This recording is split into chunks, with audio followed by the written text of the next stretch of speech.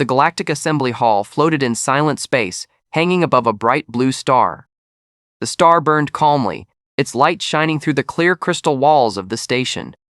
Inside the hall, the air felt heavy with power and age. Hundreds of alien species filled the chamber. They sat in high seats made of metal, stone, light, and living matter. Some were tall and armored. Others were thin and glowing. Some had ruled star systems for tens of thousands of years. They were generals, emperors, hive minds, and warlords. They were old, they were powerful, and they were confident. No one in the hall believed they could be surprised anymore. At the center of the chamber, a hologram slowly formed. Light gathered and shaped itself into a spinning image of a planet. Blue oceans, green land, white clouds. A simple label appeared beneath it. Earth, classified, Deathworld. For a moment, the hall was silent. Then laughter spread. It started small, a clicking sound from an insectoid noble, a deep rumbling chuckle from a stone-skinned warlord. Then it grew louder. Voices echoed across the massive hall. Mocking sounds filled the air. A death world. Many species had come from dangerous worlds, but Earth looked normal. A large reptilian figure leaned forward in his seat. His scales were dark red, scarred from old wars. Gold symbols marked his armor. He was Admiral Krath of the Vesk Dominion, a conqueror of hundreds of systems. He spoke loudly so everyone could hear. "High gravity," he said, his voice sharp and amused. Several aliens nodded. "Violent weather," he continued. More laughter. "Short-lived species." A few delegates waved claws and tentacles in agreement. "Emotionally unstable," Krath finished, his mouth opening in a wide grin. He leaned back and added, "They are not thinkers. They are primitive survivors. Animals that learn to use tools." The hall laughed again. The hologram shifted. A new image appeared beside Earth. A small human ship. It was simple. No glowing weapons. No heavy armor. No escort fleet. Just one vessel. An announcement echoed through the hall. "Human diplomatic craft has arrived, requesting permission to speak." The laughter grew louder. "Only one ship?" Someone mocked. "No shields?" Another said. "Is this a joke?" A third asked. Permission was granted, more out of boredom than respect.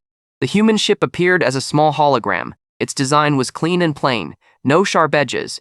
No aggressive shapes. The hatch opened. A human stepped forward. He was small compared to most species in the hall. No armor. No visible weapons. His posture was calm. His hands rested at his sides. His face showed no anger, no fear. This made the laughter worse. An avian noble tilted her head and said loudly, "If they are Deathworlders, why do they look so calm?" More laughter followed. The human representative waited. He did not interrupt. He did not raise his voice. He did not react. When the noise finally faded, he spoke. "Only once. We asked for respect," the human said calmly. "Nothing more." That was all. No threats, no warnings, no speeches. The words hung in the air, quiet and simple. For a second, something strange happened. Some of the older beings felt uneasy. The council leader, a being of light and shadow, responded coldly. "Respect is earned," the leader said. "Your species has done nothing worthy of it." The hall erupted again. Insults followed. They called humans weak. They called them violent. They called them temporary. The meeting was broadcast across the galaxy. Billions of beings watched as humanity was mocked by the most powerful alliance ever formed. The human representative said nothing more. He bowed his head slightly. He turned. He walked back to his ship. No anger, no shame, no fear. The human ship undocked and moved away from the station. As it prepared to jump into hyperspace, the laughter still echoed inside the hall. But not everyone was laughing. High above the main chamber, in a shadowed observer's balcony, an ancient being watched silently. His body was thin and pale, almost fragile. His eyes had seen stars born and die. He had watched civilizations rise, burn, and die. He had watched civilizations rise, burn, and vanish. He had seen Deathworlds before. He had seen what they created. As the human ship vanished in a flash of light, the ancient observer spoke quietly to no one in particular. Why did they not argue? No one heard him. The Galactic Assembly continued as normal. New matters were discussed. New wars were planned. New borders were drawn. But far away, in the dark space beyond the station, the human ship traveled home. Inside, the human representative sat alone. He did not look angry. He did not look sad. He looked resolved. Back in the assembly hall, the hologram of Earth slowly faded. Most aliens forgot it almost immediately. They believed the matter was settled. They believed humans were insignificant. They believed Deathworlders were loud, emotional, and easy to provoke. They did not understand one simple truth. Deathworlders do not argue when the decision has already been made. The Galactic Assembly Hall returned to its usual rhythm. Delegates argued over borders. Admirals planned future wars. Merchants discussed trade routes. Earth was no longer on the main display. To most of the galaxy, humanity was finished as a topic. But far from the assembly hall, something began to change. It started small. A merchant convoy traveling near human space reported navigation errors. Their ships drifted slightly off course, as if space itself had shifted. The captains blamed weak sensors and corrected their path. Minutes later, the convoy vanished. No explosion, no distress call, no wreckage, just silence. The incident was logged as a technical failure. Then it happened again. A patrol fleet from a nearby alien empire entered the same region. They were confident ships, armed and shielded. Their mission was simple: observe human borders and return. They never came back. This time, the sensors recorded something strange. The ships did not explode. They did not break apart. They simply disappeared, as if they had never existed. The reports reached the Galactic Council within days. A junior analyst spoke nervously. Two unrelated incidents, she said, possibly navigation collapse caused by stellar interference. Most of the council accepted this explanation. Admiral Kraft laughed openly. Human space is unstable, he said. Their technology is weak. They probably destroyed themselves. More laughter followed, but some of the older council members were quiet. An ancient machine mind accessed deep archives. Files long sealed began to unlock on their own. A red warning symbol appeared. Archive ACS, automatic Kondrezen, met. No one remembered setting such a condition. The machine mind displayed a single line of text. Do not corner a Deathworld species. The council ignored it. They ordered a closer inspection. A small reconnaissance force was sent fast, lightly armed, and expendable. The fleet crossed into human-controlled space without resistance. No warning signals. No defense platforms. No visible fleets. Human space looked empty. Too empty. The recon ships moved deeper, scanning planets and stations. Human colonies were still there. Lights were on. Cities functioned normally. But something felt wrong. Communications lagged. Clocks drifted out of sync. Sensor data disagreed with itself. Then one ship vanished. The rest tried to retreat. They could not. Space folded strangely around them. Engines responded slowly, as if moving through thick liquid. One by one, the ships disappeared. Back in the Galactic Assembly, reports came in rapidly. Fear crept into the voices of messengers. This was no accident. The council demanded answers. A human signal finally arrived. It was short. It was calm. We are adjusting our borders, the message said. Please remain outside. Nothing more. No threat. No warning. No apology. Admiral Kraft slammed his claw against his command table. Arrogance, he snarled. They dare to speak to us this way? The council voted to increase pressure. Trade sanctions were announced. Human ships were denied access to neutral stations. Surveillance was increased. The galaxy expected humans to respond loudly. They did not. Human space went quiet. No messages. No protests. No threats. Alien spies were sent to observe human worlds. What they saw disturbed them. Shipyards that had been inactive for centuries came alive. Old vessels rusted, outdated, forgotten, were being moved, repaired, and crewed. Not in panic. In silence. Human civilians continued daily life. No mass evacuations. No fear broadcasts. Children went to school. Workers went to jobs. There was no sign of war. But there was preparation. An alien intelligence officer whispered to his superior, "They are not afraid." The superior replied, "Everyone is afraid before war." The officer shook his head. "No. This is different." At the edge of human space, an alien listening post suddenly shut down. Its systems were intact, its power was active, but every screen displayed the same message. Signal acknowledged. Then it went dark. The ancient observer from the assembly hall watched these events from afar. His eyes narrowed with recognition. He had seen this before, not with humans, but with other Deathworld species long gone, species that survived endless storms, predators, disasters, and extinction events. Species that learned patience before violence. He whispered again softly. They have stopped talking. Back in the council chamber, panic finally crept into the voices of leaders. A council member asked, "Are humans preparing for war?" The machine mind responded immediately. "No," it said. "Then what are they doing?" the member demanded. The machine mind paused, then answered, "They have already decided." Silence filled the chamber. Admiral Kraft laughed again, but this time it sounded forced. "Decision or not," he said, "they are still small, still weak." But even he did not sound certain. Far away, deep in human space, old signals awakened. Codes written long ago, activated systems no alien knew existed. Human ships moved into position. Still no threats. Still no anger. Only readiness. The galaxy had mocked Deathworld humans. Now the galaxy waited. And for the first time, it felt afraid. The galaxy was used to noise. War brought noise. Fear brought noise. Weak species begged, threatened, or cried for help. Humans did none of these things. After the last message, "We are adjusting our borders," human space fell completely silent. No diplomatic replies, no trade complaints, no angry speeches, nothing. At first, the Galactic Council believed the silence was fear. "They are hiding," one council member said. "They are confused," said another. But days passed, then weeks, and the silence did not break. Alien listening stations near human space began reporting strange data. Signals bounced back, distorted. Messages sent toward human worlds returned unchanged, as if space itself refused to carry them further. An alien engineer stared at his screen in confusion. "It's like they closed a door," he said. "But space has no doors," his commander replied. Yet the door was real. Alien spy drones were launched toward human systems.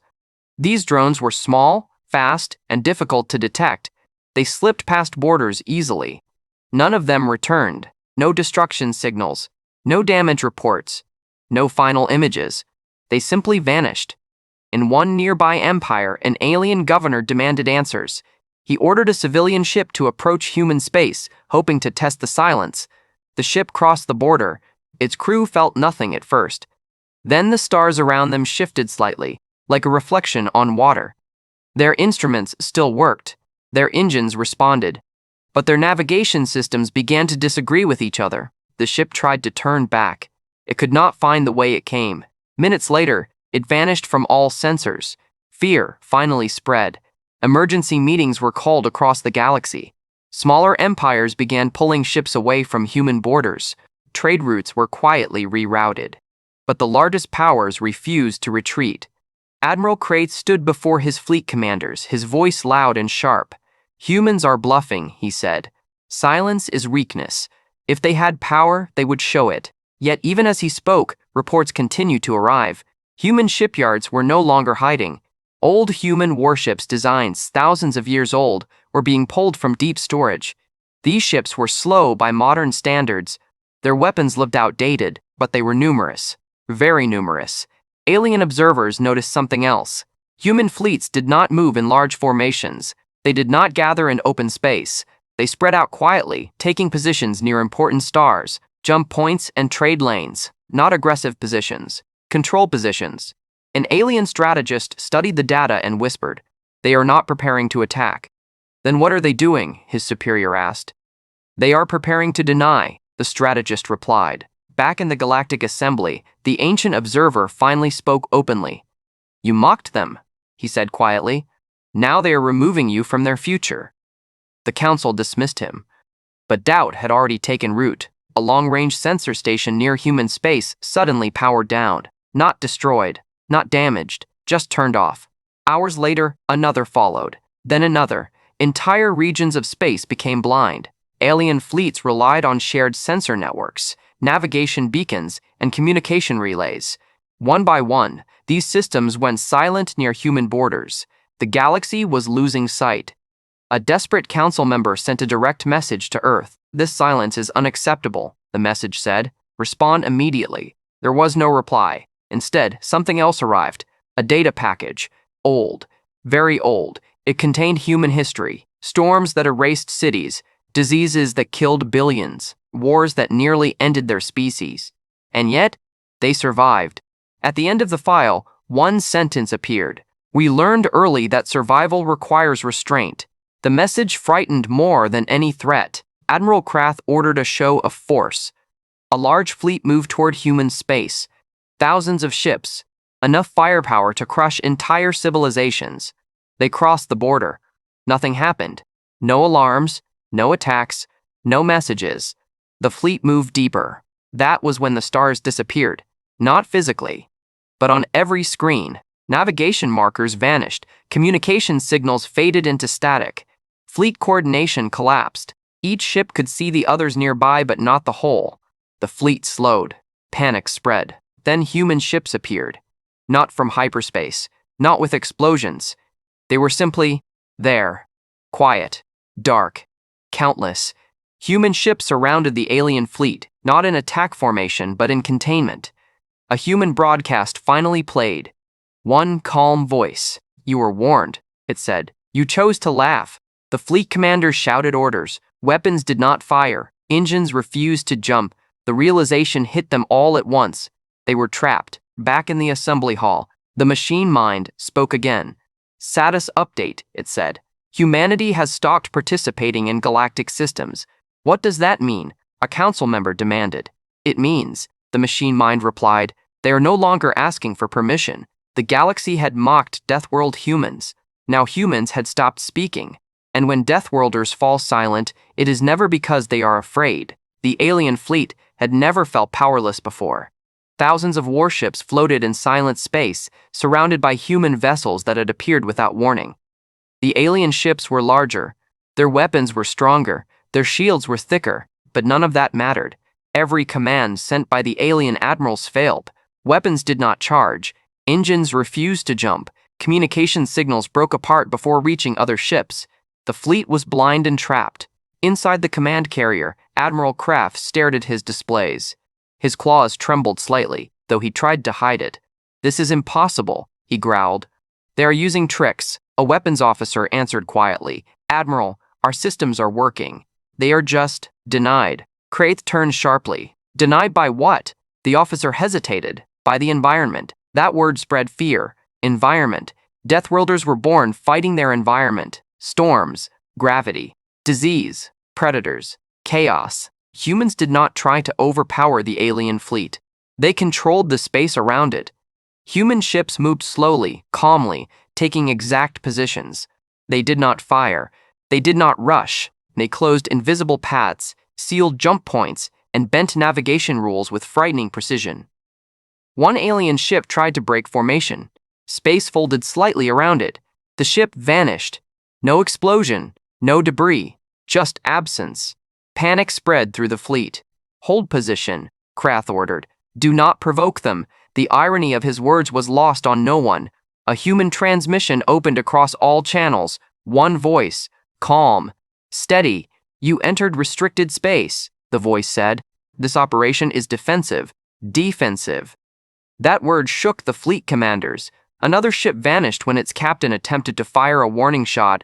After that, no one tried again. Back in the Galactic Assembly Hall, chaos finally erupted. Delegates shouted. Old rivals argued. Younger species demanded protection. The ancient observer stood slowly. You are watching a Deathworld response, he said. Not war. Correction. The council leader demanded. Correction to what? To arrogance, the observer replied. Emergency messages flooded in. Trade lanes near human space collapsed. Sensor networks failed. Entire regions of space became unreachable, not destroyed, isolated. Human space was expanding without moving. A council analyst whispered, they are not conquering territory, they are removing access. The machine mind confirmed it. Human systems are disengaging from galactic infrastructure, it said. They are rewriting boundary conditions. What happens if this continues? A council member asked. The machine mind paused longer than usual. Multiple empires will collapse without trade and navigation, it replied. No weapons are required. Fear replaced anger. For the first time, the council sent a message without insults. "This situation has escalated," the message read. "We request dialogue." The response came quickly. "You had dialogue," the human reply said. "You chose broadcast mockery instead." Inside the trapped alien fleet, tension reached breaking point. Supplies were running low. Time behaved strangely. Clocks drifted. Crews felt tired without reason. Human ships remained still, watching. Admiral Krath finally ordered surrender signals. None were acknowledged. Another human message arrived. "We are not here to destroy you," the calm voice said. "We are here to end this behavior." A junior alien officer asked quietly, "End what behavior?" The answer came immediately. "Mockery," the human voice said. "Disrespect, assumption of weakness." One by one, alien ships were released, not destroyed. Released, not destroyed. Released. They found themselves pushed back beyond human borders, their systems restored only after crossing a certain distance. The fleet retreated in shame and confusion. Back in the assembly hall, the broadcasts ended abruptly. Public feeds were cut. The council went into closed session. The ancient observer spoke again. "You laughed at survivors," he said. "Now you are learning why they survived." Across the galaxy, smaller empires began changing their stance. Human diplomats were welcomed. Human warnings were taken seriously. Deathworld classifications were re-examined. But the damage was done. The Galactic Council had shown its arrogance to everyone, and humans had responded with outrage. On Earth, the human representative from the assembly hall stood before a group of leaders. "The message is clear," one asked. "Will they listen now?" The representative nodded. "They will," he said, "or they will be isolated." Human ships slowly returned to quieter positions. Borders stabilized. Silence softened, but did not vanish. The galaxy breathed again, but it would never laugh the same way. In the Galactic Assembly Hall, the hologram of Earth appeared once more. The label beneath it had changed. Deathworld Deathworld status. Non-provocable. No one laughed. Not anymore. The galaxy did not calm down after the retreat. It only became quieter. Borders were redrawn. Trade routes were adjusted. Fleets stayed closer to home. No empire wanted to be the next one tested by human silence. The Galactic Council met again, this time without laughter. The chamber felt different. Seats that once held confident rulers now held worried leaders. Some species did not attend at all. They sent observers instead. At the center of the hall, the hologram of Earth rotated slowly. No jokes followed. A council scholar stepped forward. He was old, fragile, and nervous. "We misunderstood Deathworlds," he said carefully. Many heads turned toward him. "Explain," the council leader demanded. The scholar activated ancient records. Images filled the air, storms tearing cities apart, earthquakes breaking continents, creatures with claws, venom, and teeth, disease spreading faster than any weapon. "This," the scholar said, "is Earth." Silence followed. "Humans did not grow in safety," he continued. "They grew in constant danger. Their planet tried to kill them every day." A younger alien interrupted. "Many species come from harsh worlds." The scholar nodded.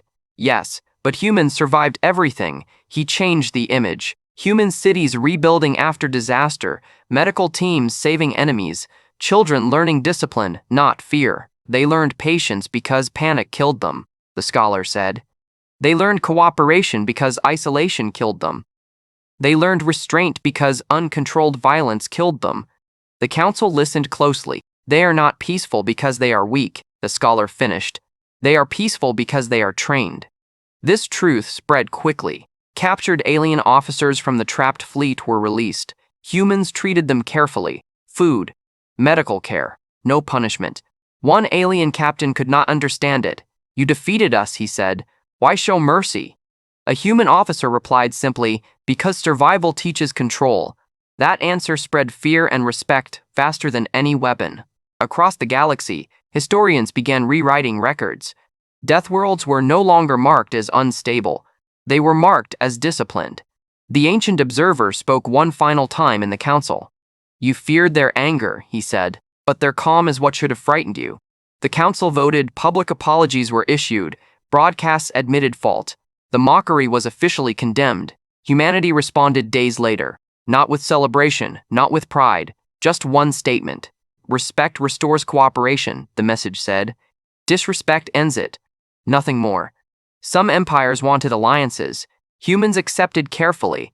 Some wanted weapons. Humans refused. Others asked for protection. Humans answered, learn restraint. On Earth, the human representatives stood again before the planetary council. The galaxy understands now, one leader said. They fear us. The representative shook his head. No, he replied. They understand us. He looked at the stars beyond the window. They finally see what Deathworlds create. Years passed. The galaxy adjusted. Conflicts decreased near human space. Negotiations became calmer. Words were chosen more carefully. Children in alien schools learned about Earth, not as a war story, as a survival story. They learned that humans were not loud conquerors. They were quiet survivors. The ancient observer recorded his final note before entering rest. Deathworlders are not dangerous because they love war, he wrote. They are dangerous because they mastered peace. The Galactic Council changed its laws. Mockery of emerging species was banned. Broadcast humiliation ended. Respect became policy, not kindness. And it worked. The galaxy grew slower, calmer, smarter. Human ships returned to exploration. Diplomats traveled openly again. Trade resumed, but one rule remained unbroken. Never laugh at a death world, especially one that survived long enough to choose mercy. In the deepest archives, a final human file was unlocked. It contained a single sentence, written centuries earlier. We are calm not because we feel nothing, but because we feel everything. The galaxy never forgot that line, and it never laughed at Earth again. The galaxy did not change overnight, but it did change forever. After the events near human space, something quiet spread across star systems. Not fear, not anger, caution. Meetings became slower, words became softer, threats were replaced with questions. Even the strongest empires began to think before they spoke. The Galactic Assembly Hall still floated above the blue star, but it no longer felt the same. The seats were the same, the walls were the same, the power was not. Above the central platform, a new star map rotated. Borders shifted gently, no longer sharp and aggressive. Earth remained visible. Its label had changed again. World status, respected species. No one argued. No one laughed. A young delegate from a newly discovered world asked a simple question. Why did humans stop when they had the advantage? The hall went quiet. The ancient observer's recorded voice answered from the archives. Because Deathworlders know what happens when violence does not stop, humanity did not expand its borders. They did not build monuments. They did not demand tribute. Instead, they returned to exploration. Human ships traveled beyond known space, mapping empty regions, studying stars, and watching silently. They did not interfere unless asked. Other species noticed something strange. Human fleets were smaller now, not because they were weaker, because they no longer needed to prove anything. Alien academies changed their lessons. Young officers were taught a new principle: never judge a species by its silence. Human diplomats became trusted mediators. They did not shout. They did not threaten. They listened. When wars began between alien empires, humans offered one thing: a pause. Sometimes that pause saved entire civilizations. On Earth, life continued as it always had. People worked. Children played. Storms came and went. Nothing about humanity looked impressive from the outside. But that was the point. The human representative who once stood alone in the assembly hall walked through a quiet park on Earth. Trees moved gently in the wind. Birds flew overhead. A young officer asked him, "Did we win?" The representative smiled slightly. "No," he said. "We survived being misunderstood." The officer frowned. "Isn't that the same thing?" The representative stopped walking. "No," he replied. "Winning ends conflicts. Understanding prevents them." Years later, a crisis struck the galaxy. A rogue artificial intelligence began consuming star systems. Entire regions went dark. Panic returned. The Galactic Council debated desperately. Weapons failed. Old tactics meant nothing. Someone finally said the words everyone was thinking. "Ask the humans." The request was sent carefully, respectfully. Humanity answered. They did not send fleets, they sent engineers. They studied the AI calmly. They did not rush, they did not panic. Within months, the threat was contained, not destroyed. Contained. When asked why they did not erase it, a human scientist answered simply, "Erasing problems creates new ones. Understanding them ends cycles." The galaxy listened, slowly, carefully. The ancient observer's final prediction came true. Deathworlders did not rule the galaxy, they stabilized it. Star maps were updated one final time. Dangerous zones were clearly marked, and beside Earth's system, a permanent note was added. If you want peace, speak calmly. If you want war, speak elsewhere. Children across many species learned about Earth, not as a threat, but as a lesson. A lesson in patience, a lesson in patience, a lesson in what survival truly means. The story of the mockery became history. The laughter became embarrassment, and the regret became wisdom. In the quiet of space, a human exploration ship drifted forward, mapping a new region of stars. No weapons active, no escorts nearby, just curiosity, just calm. The galaxy watched and did not laugh, because it finally understood. Deathworld humans were never dangerous because they were strong. They were dangerous because they knew when not to be, and that knowledge changed everything.